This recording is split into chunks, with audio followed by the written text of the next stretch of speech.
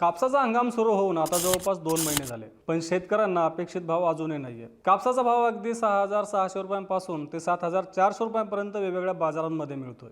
कापसाचे भाव दबावात असताना एकीकडे उद्योगांकडून सुद्धा ओरड केली जाते की सध्याच्या भावामध्ये कापसावर प्रक्रिया करणं, त्यापासून सूत करणं, त्यापासून कापड तयार करणं हे परवडत नाही. त्यामुळे अनेक सूतगिरण्या बंद पडल्या, कापड उद्योग अडचणीत आहे, जिनिंग बंदच आहे. आपल्याला उत्पादन घेणं परवडत नाही म्हणून उद्योग आपल्या कच्च्या मालाचे भाव कमी करतात, पण यात भरायला जातो तो शेतकरी. नेमकं या सगळ्या भानगडीमध्ये शेतकऱ्यांचं अर्थकारण कसं बिघडवलं जातं किंवा बिघडतं याचाच आढावा आपण या व्हिडिओतून घेणार आहोत. नमस्कार, मी अनिल जाधव, तुम्ही बघताय आपलं ॲग्रोवन. हंगामाच्या सुरुवातीला यंदा उत्पादन कमी होऊन सुद्धा कापसाचा भाव कमीच आहे, म्हणजेच शेतकरी आर्थिक अडचणीत आहेत. शेतकऱ्यांची अडचण समजून घेण्याऐवजी किंवा सोडवण्याऐवजी उद्योगांकडून सुद्धा वेगळीच ओरड सुरू आहे. कदाचित ते त्यांच्या जागेवर बरोबर असू शकतात. उद्योगांचं असं म्हणणं आहे की सध्याचा जो काही कापसाचा भाव आहे 6,600 रुपयांपासून ते 7,200-400 रुपयांपर्यंत, या भावामध्ये कापूस घेऊन त्यावर प्रक्रिया करून त्यापुढची उत्पादनं तयार करणं परवडत नाही. आता 2 दिवसापूर्वीच आपल्याला अनेक ठिकाणी अशा बातम्या वाचायला मिळाल्या की राज्यातील अनेक जिनिंग अजूनसुद्धा सुरू झाल्या नाहीत किंवा सुरू करण्याच्या मानसिकतेत सुद्धा नाही आहेत, कारण सध्याच्या भावात कापूस घेऊन त्यावर प्रक्रिया करणं त्यांना परवडत नाही. कापड उद्योगाचंही तसंच आहे.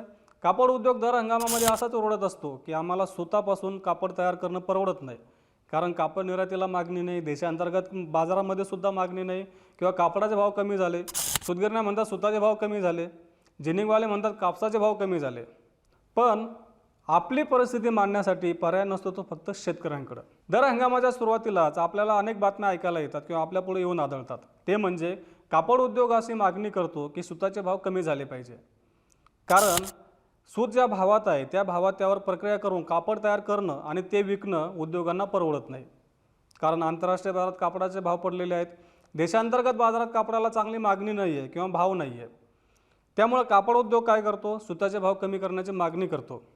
तसा दबाव टाकून सूतगिरण्यांवर सुताचे भाव कमीसुद्धा केले जातात किंवा बाजार तसा कमी होतो. आपण इथं 100% उद्योगांना दोष देत नाहीत, आपण फक्त एक वस्तुस्थिती मांडण्याचा प्रयत्न करतोय. मग सुताचे भाव कमी झाल्यामुळं सूतगिरण्या काय करतात, कापूस गाठींचे भाव कमी करतात, बरोबर आहे ना. मग कापूस गाठींचे भाव कमी झाल्यानंतर जिनिंगवाले काय करतात, कापूस खरेदीचे भाव कमी करतात, म्हणजेच आपल्या शेतकऱ्यांना मिळणारा भाव कमी करतात. म्हणजेच कापड उद्योगाकडे पर्याय आहे की त्यांनी सुताचे भाव कमी करावेत, सूतगिरण्यांकडे पर्याय आहे की त्यांनी कापूस गाठींचे भाव कमी करावेत, जिनिंगवाल्यांकडे सुद्धा पर्याय आहे की त्यांनी कापसाचे भाव कमी करावेत, म्हणजे कापूस खरेदीचा भाव कमी करावा. पण आपल्या शेतकऱ्यांकडे या सगळ्यांमध्ये काय पर्याय आहे? शेतकऱ्यांनी कशाचे भाव कमी करायचे? आता यंदाचं जर तो आपण उदाहरण घेतलं, शेतकऱ्यांना सांगण्याची गरज नाही, पण जे शेतकरी नाहीत किंवा जे आपल्या व्हिडिओ पहिल्यांदा बघतात त्यांच्यासाठी सांगतो. यंदा कापसाचं उत्पादन मोठ्या प्रमाणात घटलं. देशातील उत्पादनातली घट कमी असली तरी विशेषतः महाराष्ट्रामधलं जे काही उत्पादन कमी झालं ते मोठ्या प्रमाणात कमी झालं. पण दुसरीकडे शेतकऱ्यांना जो काही एकरी उत्पादन खर्च आला तो खर्च तर तेवढाच आहे, किंबहुना वाढलाही असेल. म्हणजे एकीकडे उत्पादन कमी झालं, उत्पादन खर्च तेवढाच आहे, म्हणजेच एकरी उत्पादन खर्च म्हणजे प्रति क्विंटल उत्पादन खर्च हा तेवढाच आहे. पण उत्पादन मात्र जवळपास 30% किमान 30%, काही भागामध्ये तर अगदी 50% आहे. पण आपण असं समजूया की किमान 30% उत्पादन कमी झालं, म्हणजेच उत्पादन खर्च वाढलेला आहे. मग अशा परिस्थितीमध्ये शेतकऱ्यांना चांगला भाव मिळावा अशी अपेक्षा शेतकऱ्यांनी का करू नये? पण ह्या जे काही कापसाची जे काही व्हॅल्यू चेन आहे, मूल्य साखळी आहे, ह्या मूल्य साखळीमध्ये फक्त एकमेव शेतकरी आहे की ज्याकडे पर्याय नाही की आपण लॉसमध्ये आलो म्हणजे हा लॉस कुठून भरून काढायचा.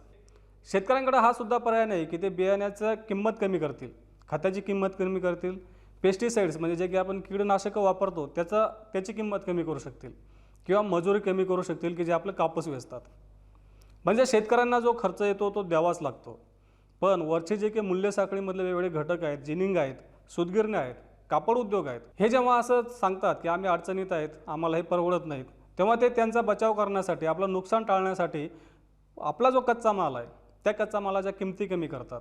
आणि या सगळ्यांचं ओझं शेवटी येतं ते आपल्या शेतकऱ्यांवर, आणि शेतकऱ्यांकडे तर काही पर्यायच नसतो. मग ह्या परिस्थितीवर तोडगा काढण्यासाठी जेव्हा सरकार वेगवेगळ्या वस्तूंचे भाव पाडण्यासाठी पुढे येतं, तसंच शेतकऱ्यांना मदत करण्यासाठी सरकारनं पुढाकार घ्यावा अशी रास्त मागणी सगळेजण करत आहेत. पण सरकार काय करतं? सरकार दरवर्षी हमीभाव जाहीर करतं, किमान आधारभूत किंमत.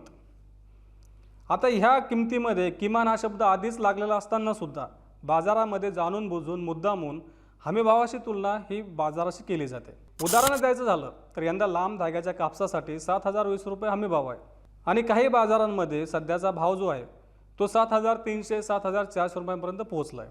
त्यामुळे सरसकट असं सांगितलं जातं की ह्या बाजारामध्ये कापसाचा भाव हमीभावापेक्षा जास्त आहे. पण आपण एक विसरतो की हा किमान आधारभूत किंमत आहे, म्हणजे कमीत कमी एवढा मिळावा, यापेक्षा जास्त किती मिळावा हे तर काही लिहिलेलं नाही आहे. पण मुद्दामून ही चर्चा अशी रंगवली जाते की हमीभाव आणि बाजारभाव म्हणजे बाजारभाव जो आहे तो हमीभावाच्या दरम्यानच असायला पाहिजे. सरकारसुद्धा जेव्हा खरेदी करतं तेव्हा हमीभावच देतं. शेतकऱ्यांचा उत्पादन खर्च, त्यांचा नफा याचा विचार केला जात नाही. यंदाच्या दुष्काळी परिस्थितीमध्ये सरकार आणि उद्योगांनीसुद्धा या परिस्थितीचा, शेतकऱ्यांच्या या स्थितीचा विचार करणं गरजेचं आहे. तरच आपली कापूस शेती, शेतकऱ्यांची कापूस शेतीमधील गुंतवणूक वाढण्यास मदत होईल. आपल्या या मुद्द्यावर नेमकं काय म्हणणं आहे हे आम्हाला कमेंट बॉक्समध्ये नक्की कळवा आणि हा व्हिडिओ जास्तीत जास्त शेतकऱ्यांपर्यंत पोहोचवण्यासाठी लाईक आणि शेअर करायला विसरू नका.